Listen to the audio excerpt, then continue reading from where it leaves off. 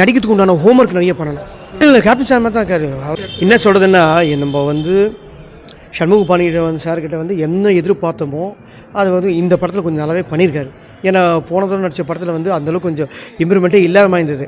இந்த திரைப்படத்தில் வந்து பார்த்திங்கன்னா அவரோட ரொமான்டிக் சீன் ஆகட்டும், நடிப்பாகட்டும், emotion touch, comedy, fight, action sequence எல்லாமே வந்து நல்லாவே ரசிக்கிற மாதிரி நல்லா பண்ணியிருக்காரு. அவர்கிட்ட இம்ப்ரூவ்மெண்ட் தெரியுது இந்த திரைப்படத்தில் பார்க்கும்போது. இல்லை கேப்டன் சார் மாதிரி தான் இருக்காரு. அவர் தான் என்ன சொல்கிறதுன்னா, இந்த இனிக்கும் இளமை சட்டம் சொல்ல முடியாது, தூரத்தீடி முழக்கம் அந்த மாதிரி படத்துலலாம் கொஞ்சம் ஃபங்க் மாதிரி ஒரு மாதிரி தான் விட்டுருப்பார் ஹேர் ஸ்டைலு. ஸோ அந்த ஹேர் ஸ்டைல் அந்த இதை பார்க்கும்போது இதில் வந்து அப்படி தான் தெரிவார் கொஞ்சம் ஃபேஸ். அது விஜய் கேப்டன் சாரை பார்த்தவங்களுக்கு சின்ன வயசில் பார்த்தவங்க நல்லாவே தெரியும் அவரோட ஃபேஸ் வந்து இப்படி தான் தெரியும்ன்ட்டு.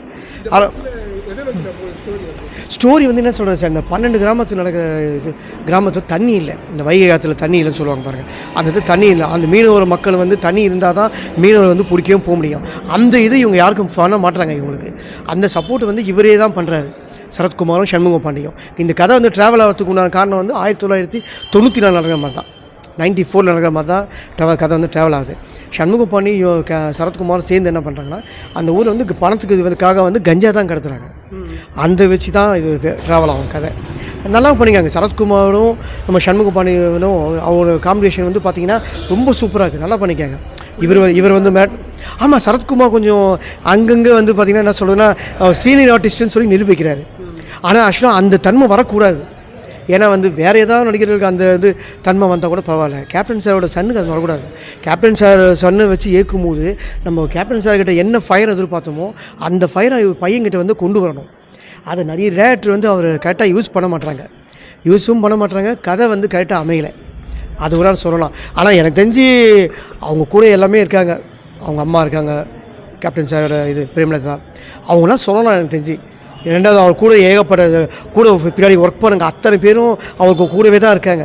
அவங்களாம் சேர்ந்து விஜயகாந்த் சார் இப்படி தான் நடித்தார், இப்படி தான் கொண்டு போனாங்க. ஏன்னா அவர் விஜயகாந்த் சார் ஆமாம், அவங்களாம் சொல்லலாம் விஜயகாந்த் இப்படி தான் பண்ணாருன்னு ஃபயர் ஆகணும். இவரை வந்து வேறமாக கொண்டு போகணும். விஜயகாந்த் சார் காலை தூக்கத்துலாம் பயங்கரமாக இருக்குங்க.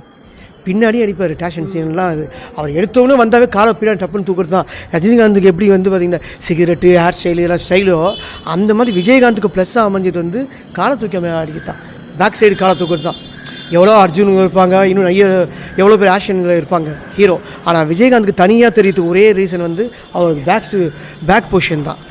அதுதான் வந்து நல்லாயிருக்கும். இதுங்க அதான் ஃபைட் சீனில் வந்து விஜயகாந்த் சார் மாதிரி இன்னும் ஒரு காலை வந்து தூக்கத்துக்கு வந்து நிறைய ஹோம்ஒர்க் பண்ணணும்.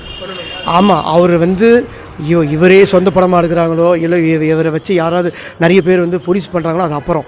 அவர் எதுவுமே வாய்ப்பே இல்லைன்னா கூட நடிக்கிறதுக்கு உண்டான ஹோம்ஒர்க் நிறைய பண்ணணும். ஃபைட்டிங் வந்து அவர் வீட்லேயே வந்து ஆள் வச்சு வந்து ஃபைட்டு நல்லா ப்ராக்டிஸ் பண்ணணும்.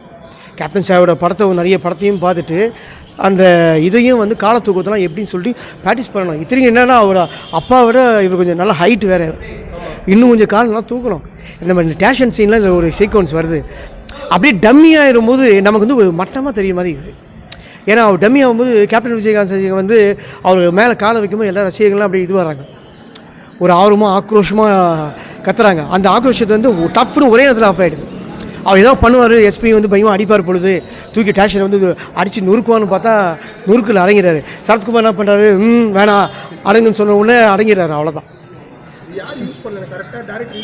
டேரக்டர் அமைய மாட்டாங்க. கதை வந்து ஒரு ஆக்ஷன் கதையாக அமையணும். ஆக்ஷன் கதையாகவும் இருக்கணும், அதில் கொஞ்சம் திரைக்கதை வந்து புதுசாகவும் இருக்கணும். அப்படி இருந்தால் கண்டிப்பாக வந்து, ஏன்னா இப்போ வர கதைங்க எல்லாமே வந்து அரைச்சமாகவும் இல்லாமல் அரைக்க முடியாது, எல்லா கதையும் அரைச்சமாகவும் தான். அந்த திரைக்கதையில் புதுசாக இருக்கும், தொட்டு வந்து கொஞ்சம் புதுசாக பார்ப்பாங்க. ஸோ வந்து கேப்டன் சாரோட சண்முகபாண்டிக்கு வந்து டைரக்டர் அமையணும், திரைக்கதை புதுசாக அமைஞ்சு அவர் கேப்டன் சாரோட சன்னு நிரூபிக்கணும். ஆனால் வெகு விரைவில் கண்டிப்பாக நிரூபிப்பார். கண்டிப்பாக நெக்ஸ்ட்டு படத்தில் வந்து இந்த படத்தில் எப்படி கொஞ்சம் நடிப்பை இம்ப்ரூவ்மெண்ட் பண்ணாரோ நெக்ஸ்ட் படத்தில் ஒரு நல்ல ஒரு ஆக்ஷன் ஹீரோவாக நடிப்பார்னு கேப்டன் ரசிகர் போல நாங்களும் எதிர்பார்த்து காத்துன்னு இருக்கோம்.